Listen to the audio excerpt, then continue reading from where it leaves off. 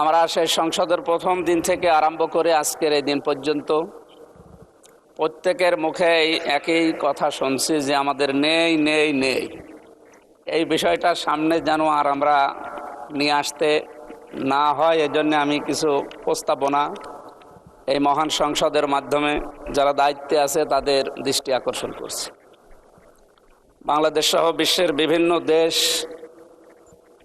ভ্রমণ করার মাধ্যমে আমি যেগুলো পেয়েছি, বিশেষ করে মালয়েশিয়া, আমরা একটা তথ্য ওখানে জানি যে 20-22 বছর আগেও তারা আমাদের নিচে ছিল, তো তারা আজকে দাঁড়িয়ে গেছে বিশ্বের বুকে যে সমস্ত বিষয়গুলো সামনে নিয়ে আসার কারণে।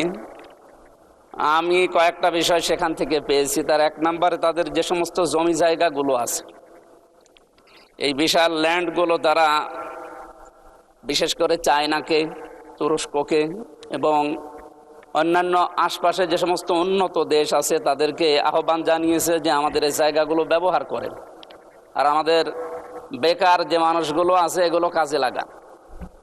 মাননীয় স্পিকার, আমরা যেহেতু সব সময় শুধু নেই নেই নেই এই ভাষায় অভ্যস্ত, এখানে যারা দায়িত্বশীল আছে বিশেষ করে মন্ত্রী পরিষদের যারা আছে তাদেরকে বলবো আমাদের স্ব আসনে এভাবে মানুষের কাছে শুধু আকাঙ্ক্ষা না জানিয়ে আমাদের নিজেদের আসনগুলোর যে জায়গাগুলো সরকারি বেসরকারিভাবে পড়ে আছে, এই জায়গাগুলোকে যদি সরকার এখন কাজে লাগাতে না পারে তাহলে বাইরের দেশগুলোকে আহ্বান জানাক। আমি অলরেডি এর ভেতরে এই 2 মাসের ভেতরে অনেকগুলো কোম্পানির সাথে বাইরের যোগাযোগ করেছি। তারা বলছে আমাদেরকে ইকোনমিক জোন তৈরি করে ঘোষণা করে দেন, আমরা আসতেছি। এসে এই জায়গাগুলোতে অন্তত আমার কুষ্টিয়া সদরের 3 আসনের যে জায়গা পড়ে আছে, আমার হরিপুর ইউনিয়নের একটা জায়গা পড়ে আছে, ওখানে প্রায় 1000 একর। কুষ্টিয়াতে একটা অনেক পুরাতন মিল পড়ে আছে, মোহিনী মিল, যেখানে 300 বিঘার উপরে জায়গা পড়ে আছে। এরপরে আরও বিভিন্ন জায়গা, সুগার মিলে ওখানে প্রায় 750 বিঘা জমি পড়ে আছে। এই জায়গাগুলোকে সরকার কাজে লাগাচ্ছে না, খালি কথার উপরে আমরা এই চলমান অবস্থায় আছি এই 2 মাস। আমি অনেকগুলো জায়গায় যোগাযোগ করেছি কিন্তু সাড়া পাচ্ছি না।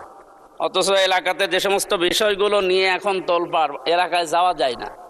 মাদকের যে সয়লাভগুলো, এরপরে বেকার সমস্যা, ছিনতাই, এরপরে আরও যে সমস্ত সমস্যাগুলো, হতাশার জীবন নিয়ে মানুষ চলছে, এগুলো থেকে মুক্ত করার জন্যে প্রত্যেকটা মাননীয় জাতীয় সংসদ সদস্য যারা আছে, আমার যতটুকু বাস্তবতায় ধারণা আছে, নিজেদের এই জায়গাগুলো হয় নিজেরা ব্যবহার করবে, অথবা বাইরের যে দেশগুলো যারা পারে তাদেরকে এই মালয়েশিয়ার মতো অথবা থাইল্যান্ডের মতো, এদের মতো আশপাশ উন্নত দেশগুলো থেকে আমরা চায়নাকে ডাকতে পারি, তুরস্ককে ডাকতে পারি।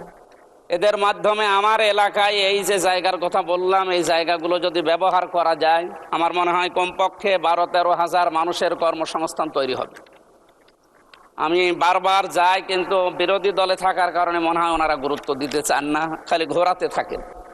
আমার কুষ্টিয়াতে সবচাইতে 7,500, আমি কিছুদিন আগে বলেছিলাম এখানে 750 কোটি টাকার একটা প্রজেক্ট, এটা শুধুমাত্র কিছু কারণে চালু হচ্ছে না পূর্ণাঙ্গভাবে। 23টা বিভাগ চালু হওয়ার কথা, সেখানে প্রায় 5-6টা জেলার মানুষের উপকারের জন্যে। এই আর্মিদের সেখানে বসবাস করার কারণে আমরা পূর্ণাঙ্গভাবে চালু করতে পারছি না।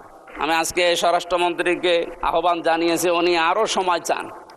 এই সময় চাইলে মানুষ তো অসুস্থ হয়ে মরবে। এজন্য আহ্বান জানাবো, আমরা বিরোধীতে আছি তাই কি, আমরা তো সরকারের জনগণের জন্য কথা বলছি, সুতরাং আমাদের কথা যেন গুরুত্ব দেওয়া হয় ও অতি দ্রুত এখান থেকে আর্মি অপসারণ করা লাগবে। আপনি কোথায় দেবেন? বিভিন্ন জায়গায় পড়ে আছে আমাদের কুষ্টিয়া শহরের বিভিন্ন জায়গা, ওই জায়গাগুলোতে এখন যদি জরুরি রাখা লাগে সেখানে রাখবে। এই জায়গাটা পরিষ্কার না করা হলে আমাদের সেবা ব্যাহত হচ্ছে এবং বিভাগগুলো খোলা যাচ্ছে না। আমরা কালকেও কুষ্টিয়া থেকে আসলাম এই কথাগুলো জানার পর। আমাদের এলাকায় যেহেতু জাতীয় নেতা এর আগে যারা ছিল তারা এইভাবে হয়তো উদ্যোগ নেয়নি। আমাদের একটা পুরাতন জেলা কুষ্টিয়া, সেই 17 বা 19টা জেলার ভেতরে একটা আমাদের প্রাণের দাবি এলাকায় যে 5-6টা জেলা মিলে প্রশাসনিক গতি। ধন্যবাদ মাননীয় সদস্য, টাইম ইজ আপ। 1 মিনিট চেয়েছেন, আচ্ছা আপনাকে 1 মিনিটে দেয়া হলো। ধন্যবাদ। প্রশাসনিক গতি কার্যক্রমের গতিশীল করার জন্য আমরা মাননীয় প্রধানমন্ত্রী থাকলে আরো ভালো হতো।